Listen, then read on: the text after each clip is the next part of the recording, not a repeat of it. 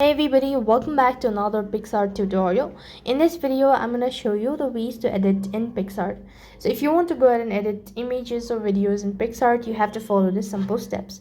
Now first thing first, you need to start by installing the application and go to Picsart.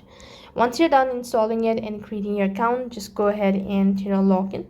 Then press the plus icon at the bottom of the page. Here, you need to go ahead and locate the image where you actually want to go ahead and edit it. So let me see, this is the one.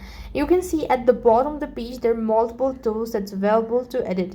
Now you could go ahead and crop the particular image. You could also go ahead and find out all this. You could also add effects, and if you don't want to do it, so press the cross icon at the bottom. You could retouch it, remove the background, stickers, call out, all that. Go ahead and explore all the features available at the bottom of the page, and this way you could go ahead and edit in Picsart.